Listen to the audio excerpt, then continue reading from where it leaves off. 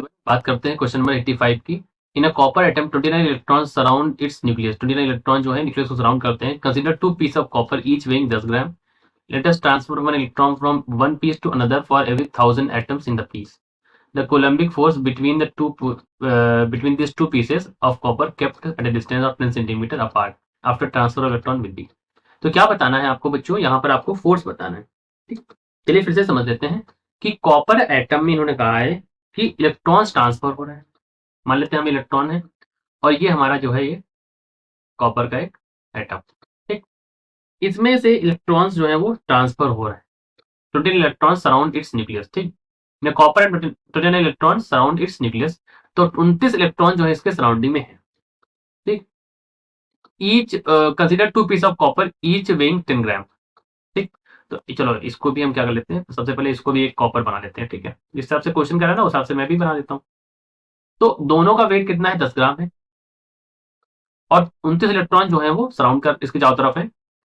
Late us transfer one electron from one piece to another for every 1000 atoms in the piece. ठीक है, तो एक electron यहां से यहां जो है वो जा रहा है।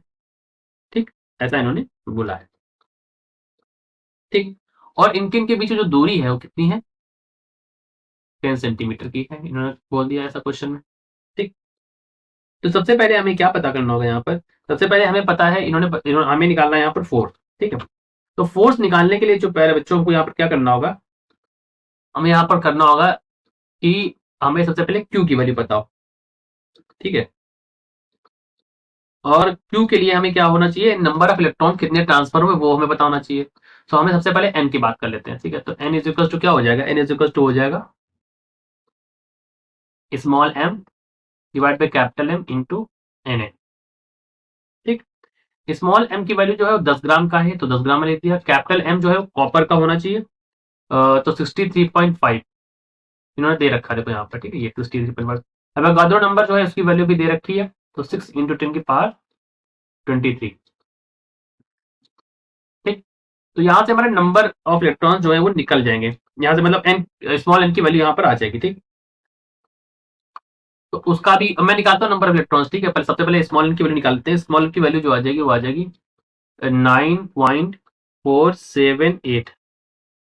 सॉरी यहाँ पर 488 आना चाहिए, 488 इंटू 10 की पावर यहाँ पर आ जाएगा 22। ठीक, अब जो नंबर ऑफ इलेक्ट्रॉन ट्रांसफर निकालना है वो मैं निकाल लेता हूँ यहाँ पे। नंबर ऑफ इलेक्ट्रॉन्स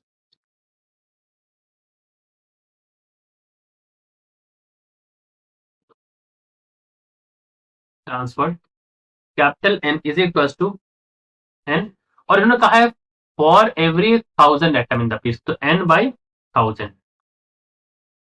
ठीक, one electron from every one piece to another for 1000 atom in the piece, तो वन इलेक्ट्रॉन जो है वो ट्रांसफर हो रहा है, तो एन इंटू वन कर देंगे, one electron for every 1000 atom in the piece. So N की वैल्यू यहाँ पर है 9.488 इंटू 10 की पावर 22 डिवाइड बाई ये हो जाएगा 10 की पावर 3। अब हमें क्यू निकालना होगा यहाँ से, तो क्यू इज इक्वल टू क्या हो जाएगा, एन ई। तो एन की वैल्यू जो आई है वो आ जाएगी 9.488 इंटू 10 की पावर यहाँ पर आ जाएगा 19 इंटू 1.6 10 की पावर -19। सॉल्व करने पर जो वैल्यू आ रही है वो आ रही है 15.12। क्यू की वैल्यू 12 कूलम। ठीक, ये वैल्यू आ गई यहाँ से निकल के। अब आपको निकालना होगा यहाँ पर फोर्स। ठीक, तो चलिए फोर्स निकाल लेते हैं। तो F इज इक्वल टू के। अब जो Q1 Q2 की वैल्यू होगी वो हमारी यहाँ पर सेम हो जाएगी, तो क्यू स्क्वायर और बाई आर स्क्वायर। के यानी कि 1/4πε0, तो इसकी वैल्यू हमको पता ही होती है। जिनको नहीं पता ये 1/4πε0 तो मैं ऐसे लिख देता हूँ, तो 9 इंटू 10 की पावर 9 क्वेश्चन में दे भी रखा है ना यहाँ पे देखो। क्यू स्क्वायर यानी कि 15.12 का होल स्क्वायर, और दूरी कितनी है, 10 सेंटीमीटर है, तो आप 10 सेंटीमीटर को आप मीटर में बदलो तो 10 इंटू 10 की पावर -2 का होल स्क्वायर कर लो। सॉल्व कर लीजिए, तो एफ इज इक्वल टू यहाँ पर आ जाएगा सॉल्व करने पर 2.08 इंटू 10 की पावर 14 न्यूटन। अच्छा क्वेश्चन था ये। ठीक, तो ये हमारा क्या हो जाएगा, आंसर हो जाएगा ऑप्शन नंबर ए। फिर से समझ लेते हैं, अगर आपको इसमें डाउट आ रहा है तो फिर से समझ लेते हैं। In copper atom 29 electron surround it nucleus. तो इस कॉपर एटम में मैंने मान लिया 29 इलेक्ट्रॉन जो है इसको सराउंड कर रहा है, मैंने बनाया नहीं उसका चित्र, ठीक है, लेकिन आप समझ गए होंगे। Consider 2 piece of copper each weighing 10 gram, तो ये 10 ग्राम का कॉपर, ये 10 ग्राम का कॉपर। अब इन्होंने कहा है हर 1000 एटम के लिए, मतलब इसका जो कॉपर के है ना, इन प्रति 1000 एटम पे 1 इलेक्ट्रॉन यहां से यहां जा रहा है। तो हमने सबसे पहले देख लिया कि जो नंबर ऑफ इलेक्ट्रॉन्स हमको निकालना है, लेकिन वहां पर स्मॉल एन की वैल्यू क्या, ठीक ठीक। तो जो नंबर ऑफ जो स्मॉल एन की वैल्यू आई वो हमारी आई सॉल्व करने पर, मॉलिक्यूलर मास यानी कि जो यहाँ पर था, जो मतलब सॉरी जो गिवन मास था डिवाइड बाय मॉलिक्यूलर मास, तो गिवन मास था एम का 10 ग्राम और मॉलिक्यूलर मास यहाँ पर 63.5, इसको मल्टीप्लाई कर दिया एवोगाड्रो नंबर से। तो इतने जो है ना, इतने नंबर जो है हमारे वो आ गए यहाँ पर ट्रांसफर के, ठीक। अब नंबर ऑफ इलेक्ट्रॉन ट्रांसफर अगर हमको देखना है तो कितने इलेक्ट्रॉन ट्रांसपोर्ट हो रहे हैं 1000 एटम पर, ये तो नंबर ऑफ इलेक्ट्रॉन ट्रांसपोर्ट आ गया, लेकिन हमें पर 1000 एटम देखना है। तो पर 1000 एटम के लिए हमने इसको ये वाला सोल्यूशन देखा। अब 22 से 3 जाएगा 19 बचेगा, इसमें हमने चार्ज की वैल्यू निकाली, सबसे इंपॉर्टेंट है चार्ज। अब Q1 Q2 दोनों ही कॉपर है, तो दोनों की चार्जेस जो है यहाँ पर Q1 Q2 सेम है, तो Q square by R square यहाँ से हमने निकाल लिया, ठीक है, समझ गए होंगे। आगे बढ़ते हैं, क्वेश्चन नंबर हम लोग देखते हैं 86। What is the relation between kinetic energy E of gas and it's pressure. Kinetic energy gas और उसके प्रेशर के बीच में क्या रिलेशन होता है, ये हमको यहाँ पर देखना है। तो देखो बच्चों, यहाँ पर जो काइनेटिक एनर्जी और प्रेशर के बीच में रिलेशन है, ये भी हमने अभी जो क्वेश्चन कराया ना यहाँ पर, वहीं पर हमने बता दिया P इज इक्वल टू 2/3 ई जो है वो सही है। यहाँ पर जो ई है इसको हम लोग बोलते हैं average kinetic energy per unit volume, ठीक। अगर आपको डाउट है सर ये आया कहां से, तो वो भी मैं समझा देता हूं। देखो, pressure exerted by ideal gas, pressure exerted by an ideal gas, तो वो प्रेशर होता है P इज इक्वल टू 1/3, यहां पर आता है M N बाई V, ठीक, इंटू सी स्क्वायर। मतलब 1/3 मैंने क्यों किया, क्योंकि यहाँ पर 3 है ना, मतलब वो 3 उसमें हो जाते हैं ना आइडियल गैस में, जो होते हैं टोटल जो कॉर्नर्स होते हैं ना 3, यहाँ पर हमने ठीक मान लिया, तो 1/3 हमने ले लिया। एक हमने देखा कि एक आइडियल गैस, जैसे मान लो वॉल्यूम में अगर आप देखो ना, लेंथ और हाइट 3 चीजें होती है, तो इस वजह से हमने बाई 3 किया, ठीक है। तो ये mn बाई वी जो है पूरा ये आ गया, और ये टर्म आ गया सी स्क्वायर, यानी कि ये वेलोसिटी को बता रहा है, ठीक। अच्छा बच्चों, अभी आप यहाँ पर इसको लिख सकते हैं 1/3, और ये जो mn बाई वी है, mass by volume, density equal to क्या होता है, मास अपन वॉल्यूम, तो इसको हमने रो लिख दिया, रो सी स्क्वायर, ठीक। अच्छा, अब आपको पता है, यहां से पता चल गया कि रो सी स्क्वायर आ गया, ठीक। अब आप इसको क्या करो, यहाँ पर इसको आप लिख दो ऐसे, मैं यहाँ पर ऐसा कर देता हूँ, थोड़ा सा इसको ऐसे लिख देता हूँ, 2/3 और 1/2 रो सी स्क्वायर, ठीक। अब देखो ये जो टर्म है ना, ये वाला टर्म जो हो जाएगा, ये हो जाएगा average kinetic energy per unit volume, ठीक। Average kinetic energy per unit volume, आप चाहे ऐसे समझ लो, चाहे आप इसको ऐसे ही जैसा ही लिखा है ना 1/2 mn by V C square, इस फॉर्म में लिख लो, तब भी वही बात है। तो यहां से पी की जो वैल्यू आ जाएगी वो आ जाएगी 2/3 ई, ठीक। ये वैल्यू यहां से पी की आ जाती है, ठीक, समझ गया बात को, ठीक। और ये जो है ना, ये इस ई को हम लोग टोटल ट्रांसलेशनल एनर्जी भी बोलते हैं। क्या बोलते हैं, टोटल ट्रांसलेशनल एनर्जी भी बोलते हैं। तो इसका टर्म जो होता है ना, टोटल ट्रांसलेशनल एनर्जी जो है वो ज्यादा अप्रोप्रिएट टर्म है। जो ई टर्म है ना, इसको आप एवरेज काइनेटिक एनर्जी की जो है आप इसको ले लीजिए total translational energy per unit volume, ठीक। तो इसको आपको आंसर जो हो जाएगा वो आपका ये वाला हो जाएगा, ठीक, समझ गए इस बात को, ठीक। आगे चलते हैं, क्वेश्चन नंबर 87 ही था, हाँ ठीक। A metallic sphere of A radius ए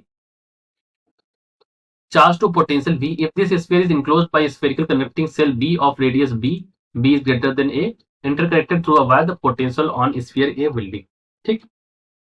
चलिए इसको करते हैं सॉल्व, देखते हैं इसको कैसे सॉल्व करेंगे, ठीक। देखो, इन्होंने कहा है हमको यहाँ पर, क्या कहा इन्होंने हमको, उन्होंने कहा है कि देखो ऐसा है, दो स्फीयर है, ठीक। सबसे पहले हम स्फीयर बना देते हैं इस तरह से कि एक मेटलिक स्फीयर है, एक ये है हमारा स्फीयर, और दूसरा हमारा क्या है, ये, ठीक। अब ये जो है ना, इसकी जो दूरी है यहाँ से वो हमारी क्या है, ए दूरी है, इसकी जो दूरी है यहाँ से वो क्या है, बी डिस्टेंस है, ठीक। अब इनको क्या किया, इन्होंने कहा है कि इस इंटरकनेक्टेड थ्रू अ वायर, इन दोनों को हमने क्या किया है, वायर के द्वारा हमने इसे जोड़ दिया है।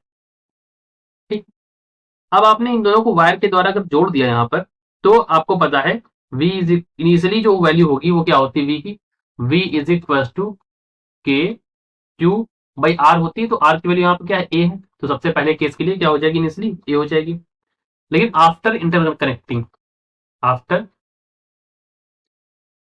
इंटरकनेक्टिंग,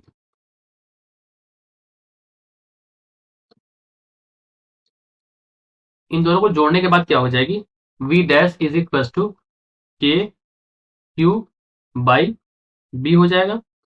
बट हमें पता है जो के क्यू की वैल्यू है वो किसके बराबर है, K Q is equal to है वी इंटू ए के बराबर है। तो यहां पर लिख सकते हैं वी डैश बी बराबर वी ए। तो वी डैश की वैल्यू चाहिए हमको, तो V dash is equal to क्या हो जाएगा, वी, और यहाँ पर क्या आ जाएगा, ए बाई बी। ठीक, तो ये आ जाएगी वी डैश की वैल्यू, यानी जो पोटेंशियल हो जाएगा वो ये आ जाएगा। तो ऑप्शन नंबर सी मेरे हिसाब से यहाँ पर सही बैठ रहा है, ए बाई बी और वी। ठीक, तो ये आंसर सही। What is the phase difference between the tuning forks prongs. ठीक है, तो phase difference between tuning fork जो होते हैं उनका जो फेज डिफरेंस होना है डेल्टा फाई जो होगा वो होता है 180 डिग्री, यानी कि पाई। ठीक, तो हमारा जो आंसर हो जाएगा वो हमारा क्या हो जाएगा, ऑप्शन नंबर बी हो जाएगा।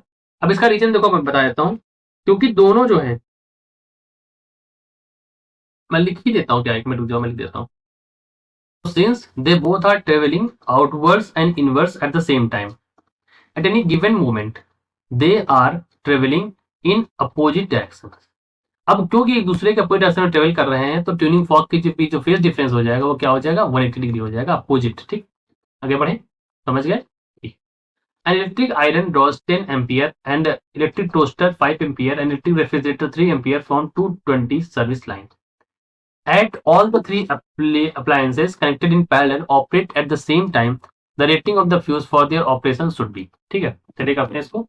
देखो यहाँ पर क्या है कि इन्होंने कहा है, तीनों को हमने देख लिया, जो आयरन है वो क्या है, 10 एम्पियर लेता है। ठीक, यहाँ पर टोस्टर है जो कि आपका कितना लेता है, टोस्टर आपका लेता है 5 एम्पियर। ठीक है, और जो आपका रेफ्रिजरेटर यानी जो फ्रिज है आपका वो कितना लेता है, वो आपका लेता है 3 एम्पियर। ठीक, अच्छा, और तीनों ही कितने पर लेते हैं, 220 वोल्ट पर। ठीक है, 220 वोल्ट जो है सर्विस लाइन। ठीक, तो वोल्टेज क्या है, 220 है, तो वोल्टेज की वैल्यू क्या हो जाएगी, 220 वोल्ट। अच्छा, अगर वोल्टेज यहाँ पर 220 वोल्ट है तो आर की वैल्यू बताओ यहाँ पर। तो यहाँ पर जो R1 की वैल्यू हो जाएगी, इसके लिए अगर मैं लिखूं तो let us call this R1, तो आर इक्वल टू क्या हो जाएगा, V बाई आई, यानी कि ये हो जाएगा 22 ओम, मतलब 220/10। ठीक है, इस तरह से। R2 के लिए निकालो तो 220/5 करो तो देखो इसका दोगुना हो जाना चाहिए, तो 44 हो जाएगा इसका। ठीक, R3 के लिए निकालो यहाँ पर तो 220 और बटे 3 करो, 220/3 हो जाएगा। ठीक, अब इन्होंने कहा है ये they are connected in parallel. अगर किसी को पैरेलल में कनेक्ट करोगे तो क्या होगा, पैरेलल में कनेक्ट करने के लिए हमको पता है अगर रेजिस्टेंस पैरेलल में है तो रेजिस्टेंस पैरेलल में निकालने के लिए 1/R1 plus 1/R2 plus 1/R3 value हो जाएगी 1/22, 1/44 प्लस 1 2, यहाँ पर इसको अगर लिखना चाहें तो हम लिख सकते हैं 3/220, मतलब ऊपर चला गया नीचे आ गया, इस तरह से कर लिया हमने। तो अभी मैं इसको कॉमन ले लूं तो 220 ले लिया इसमें, तो यहाँ पर 10 आ जाएगा, 44 पंचे हो जाएगा और ये 3 आ जाएगा, तो 10 5 15 3 18। तो आरपी की जो वैल्यू आ जाएगी वो 220/18 आ जाएगी। ठीक, तो ये तो हमारा जो आ गया रेजिस्टेंस आ गया। इन्होंने पूछा है पावर निकालना है, क्या निकालना है आपको, रेटिंग, यानी कि एम्पियर करंट निकालनी है आपको, आई। सो आई इज इक्वल टू क्या होता है, आई इज इक्वल टू होता है बच्चों वी आर। ठीक, तो हम लोग क्या करेंगे, यहाँ पर लिखेंगे वी बाई आर। मैंने शायद वी आर बोल दिया था कैसे, ठीक, कोई बात नहीं, समझ गए होंगे आप। तो 220 पे है और रेजिस्टेंस कितना हो जाएगा, 220/18। सॉल्व करने पर क्या हो जाएगा, 18 एम्पियर आ जाएगा। तो आंसर क्या हो जाएगा यहाँ पर, आंसर मेरे हिसाब से तो यहाँ पर 18 एम्पियर आ रहा है, तो नन ऑफ द अबव होगा इसका आंसर। ठीक, आगे चलते हैं। When a wave is reflected from a denser medium how does the phase change. ठीक, अगर वेव को डेंसर मीडियम से करेगी, ठीक है, तो कैसे फेज चेंज इसमें होगा, चलिए समझ लेते हैं। तो जो फेज चेंज होगा वो क्या हो जाएगा, यहाँ पर पाई का होगा। ठीक है, आगे चलते हैं और दिखा देते हैं आपको। An electron moving east is acted on by, अच्छा इसका जो मैं अगर आंसर दिखा दूं ना इसका, अगर आपको इसका देखना है तो वेट करो थोड़ा सा, एक मिनट, जस्ट अ मिनट, मैं दिखाता हूँ। यहाँ पर आप अपने उसमें देख सकते हैं अपनी स्क्रीन पर, ये देखो ये हमारा इस तरह से इंसिडेंट वेव जा रही थी और यहाँ पर जाकर के क्रेस्ट इस तरह से बना, लेकिन डेंसर मीडियम है तो यहाँ पर क्या हुआ, ये देखो रिफ्लेक्टेड जो हो गया, इसमें फेज बिल्कुल ही बदल गया। ठीक है, फेज चेंज कितना हो गया, पाई का हो गया। ठीक है, यहाँ से आप देख सकते हैं। आगे चलते हैं। Electron moving east is acted on by magnetic field in north direction. Electron जो है वो ईस्ट की ओर जा रहा था। ठीक है, उस पर एक मैग्नेटिक फील्ड लगती है किस डायरेक्शन में, जो है वो लगती है नॉर्थ डायरेक्शन में। ठीक है, तो चलिए देखते हैं कैसे हो रहा है। तो इलेक्ट्रॉन जो है वो ईस्ट की तरफ जा रहा है, यानी कि इस तरफ ये हमारा इलेक्ट्रॉन जा रहा है, इस पर एक मैग्नेटिक फील्ड लगती है नॉर्थ डायरेक्शन से।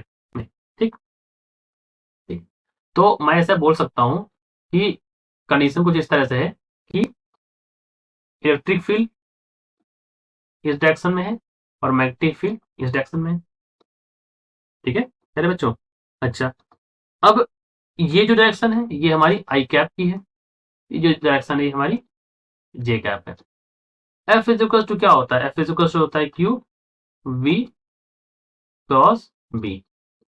ठीक, तो अब फोर्स क्या होगा इसका, तो जो फोर्स का डायरेक्शन होगा वो वी क्रॉस बी, वी और बी के अपोजिट डायरेक्शन मतलब परपेंडिकुलर में होगा। तो फोर्स जो डायरेक्शन आ जाएगी आई और जे के उसमें लेंगे, तो आई और जे के रिस्पेक्ट में देखेंगे तो हमारा जो फोर्स आ जाएगा वो किस डायरेक्शन में आ जाएगा, के कैप, क्योंकि आई कैप और जे कैप पर देखोगे तो इसका जो डायरेक्शन आएगा ना वो आएगा के कैप, तो के कैप डायरेक्शन में होगा। के कैप डायरेक्शन का मतलब यहाँ पर क्या हो जाएगा, फोर्स जो हो जाएगा वो वर्टिकली अपवर्ड हो जाएगा। समझ गए होंगे आशा करते हैं। ठीक है, आगे चलते हैं। A particle is undergoing SHM of 10 centimeter amplitude. What's the minimum acceleration at extreme point for the maximum speed center to be 5 centimeter per second? ठीक, क्या मतलब है यहाँ पर, ये SHM का क्वेश्चन है। ठीक है, कंडीशन कुछ इस तरह से है। ठीक, ये जो है यहाँ पर a particle is undergoing SHM with a 10 centimeter amplitude, minimum acceleration at extreme point। तो extreme point कौन सा होगा, ये हमारा extreme point। यहाँ पर वेलोसिटी जो होती है वो 0 होती है, यहाँ पर जो वेलोसिटी होती है वो मैक्सिमम होती है। ठीक, अच्छा एम्पलीट्यूड जो है ए की वैल्यू जो है वो हमारी है 10 सेंटीमीटर। ठीक, मैक्सिमम जो वेलोसिटी है या स्पीड है वो हमारी है 5 मीटर पर सेकेंड। अब आप यहाँ पर दो फॉर्मूले लिख लीजिए। ठीक है, एक फॉर्मूला मैं बताऊंगा आपको वेलोसिटी का एसएचएम के केस के लिए, तो वेलोसिटी के लिए अगर आप लिखेंगे तो v इज इक्वल टू बनता है formula v is equal to omega, यहाँ पर लिखिए ब्रैकेट में A square minus of X square. ठीक, यहां पर जो हो जाएगा x इज इक्वल टू 0 हो जाता है, इस पोजीशन को हम लोग बोलते हैं मीन, और यहां पर जो होता है वो एक्सट्रीम पोजीशन है, ये जो पोजीशन होती है एक्सट्रीम पोजीशन होती है। ठीक, अच्छा और यहां पर हमको क्या पता करना है, what will be minimum acceleration at an extreme point, minimum acceleration at extreme point. तो मिनिमम एक्सलेशन यानी कि हमको यहाँ पर ए मिनिमम यहाँ पर पता करना है। ठीक, चलो अभी क्या है, हमको पता है कि अगर मीन पॉइंट पर देखेंगे, हाँ तो फॉर्मूले दो, एक और फॉर्मूला यहाँ पर होता है एक्सलेशन का भी फॉर्मूला लिख लीजिए आप इसके बगल में, ए इज इक्वल टू होता है minus of omega square x. ठीक, यहां पर इस पॉइंट पर एक्स इक्वल टू 0 था और इस पॉइंट पर एक्स इज इक्वल टू ए हो जाता है, ये भी चीज ध्यान रखिएगा, अभी इसका मैं प्रयोग करने वाला हूं। ठीक, अब आप ध्यान से देखिए यहाँ पर जो मैं बताने वाला हूं वो क्या बताने वाला हूं, यहां पर अगर आप देखें तो एट मीन पोजिशन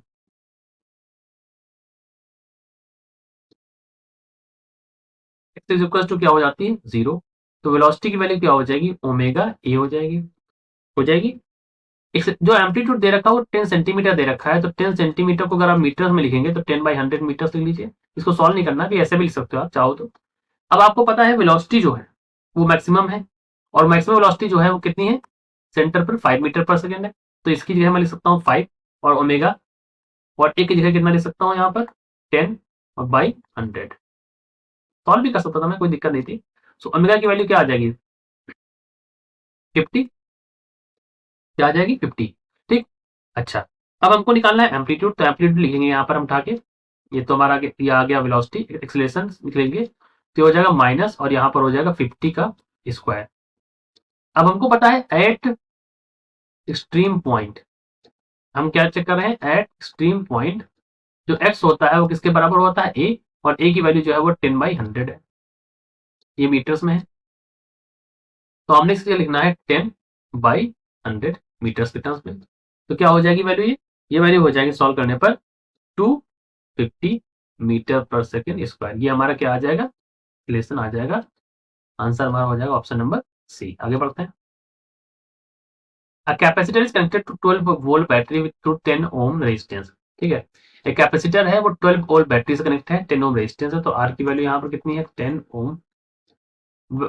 जो पोटेंशियल डिफरेंस है वो 12 वोल्ट की बैटरी लगी। It is found that potential difference rises to 4 volt in 1 microsecond. तो पोटेंशियल डिफरेंस जो राइज करता है वो होता है 4 वोल्ट, और टाइम कितना होता है, मतलब 4 वोल्ट राइज करता है, डेल्टा वी एक्चुअली होना चाहिए। तो ये टाइम जो दे रखा है वो दे रखा है 1 माइक्रो सेकेंड। ठीक, बहुत ही बेहतरीन क्वेश्चन है, इसको मैं ड्रॉप यहाँ पर बना देता हूँ। तो कुछ इस तरह से कनेक्शन होगा इसमें कि ये कैपेसिटर बना दें इसको, और उसके बाद इसमें 10 ओम का रेजिस्टेंस लगा देते हैं इस तरह से, और एक बैटरी बना देते हैं नीचे, ये बैटरी हो जाएगा और इस तरह से हो जाएगा। तो बैटरी और हमने सब लगा दिया। ठीक, ये कैपेसिटर हो गया यहाँ पर, ये आर हो गया, और ये हमारी बैटरी हो गई। ठीक। अच्छा, अब देखो क्या है प्यारे बच्चों, यहाँ पर एक सिंपल सा फॉर्मूला लिख दीजिए, इस फॉर्मूले को आप याद कर लीजिएगा। Q is equal to Q not, charging discharging का ये फॉर्मूला है, 1 माइनस ई की power minus T by R C. ठीक, ये फॉर्मूला आप लिख लीजिए कॉपी कॉपी में। ठीक। अच्छा, अभी इसका यूज करके अगर हम लिखना चाहें तो हम लिख सकते हैं क्यू जो हो जाएगा। ठीक, तो क्यू को अगर आप यहां लिख सकते हैं तो क्यू बाई सी लिख सकते हैं, कोई दिक्कत नहीं, इधर भी हम सी से कर देते डिवाइड, सी के टर्म्स में आ जाएगा। ठीक, तो ये फॉर्मूला भी बन जाएगा 1 माइनस ई की power minus T by R C. Q by C क्या होता है, वी के बराबर होता है, तो V is equal to V naught 1 minus E की power minus T by R C. ठीक, अब आप मुझे बताओ मेरे बच्चों कि v की वैल्यू पहले कितनी थी, तो इन्होंने कहा है अब जो है v जो हो गया वो 4 हो गया, इनिशियली कितनी थी 12 थी, उसके बाद 1 माइनस ई की power minus T by R C, अब एक माइक्रो सेकेंड, तो 10 की पावर माइनस 6 डिवाइड बाई, इसको डिवाइड करेंगे तो आर सी की वैल्यू हो जाएगी, आर की वैल्यू है 10 और सी की वैल्यू तो हमको पता ही नहीं है, तो सी तो निकालना ही है हमको। सॉल्व कर लीजिए, तो 4 1 जा 4, 4 3 जा 12, तो ये सॉल्व करने पर वैल्यू आ जाएगी 1/3 is equal to 1 minus E की पावर 10 की पावर माइनस 7/3।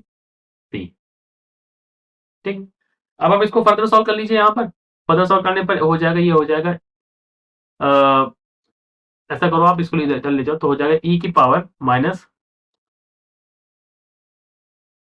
तो इसको मैं टी बाई आर सी के टर्म्स में लिख लूँ या ऐसे लिखते हो, देखो ई की पावर 10 की माइनस माइनस 7/c, ये हो जाएगा उधर चला जाएगा, तो ये हो जाएगा 1 माइनस 1/3, यानी कि हो जाएगा 2/3, 2/3 आ जाएगा, तो हम इसको लिख सकते हैं ई की पावर, ये आ जाएगा तुम्हारा 10 की पावर माइनस 7/c, और ये हो जाएगा 3/2, लॉग ले लो इधर, तो log 3 माइनस log 2, तो वैल्यू आ जाएगी यहाँ पर, देखो मैं थोड़ा सिंप्लीफाई कर देता हूँ। ठीक, तो इसको सिंप्लीफाई करके आप लिख लो 10 की पावर माइनस 7/c। ठीक, और इसको आप लिख लो log 3 माइनस log 2। ठीक, सॉल्व करने पर वैल्यू इसकी आ रही थी 0.4054। ठीक, ये वैल्यूज है, तो यहाँ पर आपको यहाँ से टी की वैल्यू मिल जाएगी, यानी कि 10 की पावर माइनस 7 और इंटू सी, तो सी की वैल्यू यहाँ से आपको मिल जाएगी, सी इज इक्वल टू आ जाएगा सॉल्व करने पर। सॉल्व कर लीजिएगा थोड़ा, देखो अब यहाँ पर यहाँ से वाला स्टेप जो है यहाँ सॉल्व कर लीजिएगा, तो 0.25 माइक्रो फैरेड यहाँ से वैल्यू आ रही थी। ठीक है, ठीक, तो आंसर जो हो जाएगा वो हो जाएगा ऑप्शन नंबर ए। अच्छा, एक चीज मैं यहाँ पर थोड़ा सा मैंने थोड़ा जल्दबाजी कर दी शायद, इसको माइक्रो सेकंड को बदलने के लिए। अगर आप ना भी बदलते ना तो भी आपका काम अच्छे से, क्योंकि आंसर माइक्रो में आ रहा है तो आपको बदलने की जरूरत है नहीं। ठीक है बच्चों, यही थोड़ा सा चीजें आपको ध्यान देनी पड़ेंगी। अगर मेरे पास सोल्यूशन होता तो मैं देख लेता तो कि मतलब एग्जैक्टली कैसे चलना चाहिए, लेकिन मैंने अभी इंस्टेंटली सॉल्व किया तो मैंने ध्यान नहीं दिया, यहाँ पर 10⁻⁷ कर दिया इसको। अदरवाइज आप इसको माइक्रो में रखेंगे तो इतना लंबा नहीं जाएगा। और मेन ऑब्जेक्टिव होना चाहिए कि आपको जल्दी से जल्दी को करना है उसको। ठीक है, ये मैंने समझा दिया शायद, आगे चलते हैं। देखो क्वेश्चन क्या कहता है यहाँ पर, अगला क्वेश्चन, कि a plane progressive wave is given by this amplitude and frequency are respectively. तो ये इसमें तो मुझे नहीं लगता बताने की जरूरत है, लेकिन फिर भी आप लिख लो y is equal to S A cos omega T minus K X. ठीक, एम्पलीट्यूड की वैल्यू निकालो, तो एम्पलीट्यूड की वैल्यू क्या हो जाएगी, एम्पलीट्यूड आपको दिखाई दे रहा होगा कंपेयर करने पर 25। ठीक है, फ्रीक्वेंसी क्या होता है, फ्रीक्वेंसी होता है यहाँ पर निकालोगे तो ओमेगा की वैल्यू हमको यहाँ से क्या दे रखी है, ओमेगा की वैल्यू दे रखी है 2 पाई। ओमेगा इज इक्वल टू होता है 2 पाई एफ, तो ये हो जाएगा 2 पाई के बराबर। तो एफ की वैल्यू क्या आ जाएगी, एफ की वैल्यू आ जाएगी 1। तो 25 और 1, यानी कि ऑप्शन नंबर बी, 25 और 1। In a ferromagnetic material is placed in external magnetic field domain, the magnetic domains. ठीक है, तो फेरोमैग्नेटिक जो मटेरियल है उसकी कहानी, ये खासियत है इसकी, एक चीज ध्यान रखना आप, कि जो फेरोमैग्नेटिक मटेरियल होता है they align themselves in the direction of their magnetic field. ठीक है, जिस डायरेक्शन में मैग्नेटिक फील्ड लगाओगे उस डायरेक्शन में वो अलाइन कर लेंगे अपने आप को, और उसके बाद ये एक्सपैंड होते हैं, दे एक्सपैंड ओवर द रीजन, जिसकी वजह से इनके साइज में इंक्रीमेंट होता है। ठीक है, चलिए इस बात को मैं लिख के भी आपको समझा देता हूँ। Ferromagnetic material is placed in external magnetic field, it's magnetic domain align themselves align themselves in the direction of magnetic field and expand over the region। expand मतलब क्या होता है कि दे इंक्रीज इन साइज। तो option number ए हमारा यहाँ पर सही आंसर हो गया, समझ गए होंगे। आगे बढ़ते हैं। अब 4 kg block is attach to a spring constant this much, calculate the time period of oscillation. ठीक है, तो हमें क्या दे रखा है, हमें मास दे रखा है 4 kg। ठीक, और हमें क्या दे रखा है, के दे रखा है, स्प्रिंग कांस्टेंट दे रखा है, उसकी वैल्यू है 400 Nm। टाइम निकालना है, टाइम पीरियड ऑफ ऑसिलेशन। तो टाइम पीरियड ऑफ ऑसिलेशन हमको पता है T is equal to 2 pi square root M by K, ये फॉर्मूला होता है। तो that is equal to 2 pi, M की वैल्यू यहाँ पर है 4 और के की वैल्यू है 400। सॉल्व करने पर वैल्यू आती है 2 पाई बाई 10। तो ये टाइम पीरियड की वैल्यू आती है, तो टी इज इक्वल टू हो जाएगा 0.2 पाई। क्या वैल्यू हो जाएगी टाइम पीरियड की, 0.2 पाई। तो आंसर हो जाएगा ऑप्शन नंबर ए हमारे यहाँ पर सही। ठीक, आगे चलते हैं। दो क्वेश्चन दे रखे हैं, इन्होंने कहा है कि इफ ई एंड बी, क्या दे रखा है, if E and B represent electric and magnetic vectors, तो in an electromagnetic wave then the direction of propagation of wave would be. Direction of propagation of wave क्या होता है, direction of propagation of wave होता है ई cross B. ठीक, आगे आगे बढ़ते हैं। ये थोड़ा इजी है, यहाँ पर आपको पता होना चाहिए डायरेक्शन ऑफ प्रोपगेशन जो होता है। देखो, इलेक्ट्रोमैग्नेटिक वेव में electric vector perpendicular to magnetic vector, और उनका जो डायरेक्शन होता है इलेक्ट्रोमैग्नेटिक वेव का, वो क्या होता है, इन दोनों के ही परपेंडिकुलर होता है, इलेक्ट्रिक और मैग्नेटिक वेक्टर के। तो परपेंडिकुलर होने का मतलब क्या है, कि दोनों का क्रॉस प्रोडक्ट। देखो जब भी क्रॉस प्रोडक्ट लेते हैं, मान लो आई क्रॉस जे करेंगे, आई कैप क्रॉस जे कैप करेंगे, तो डायरेक्शन कौन सा मिलेगा हमको, के कैप मिलेगा। वैल्यू क्या मिलती है हमको, के कैप।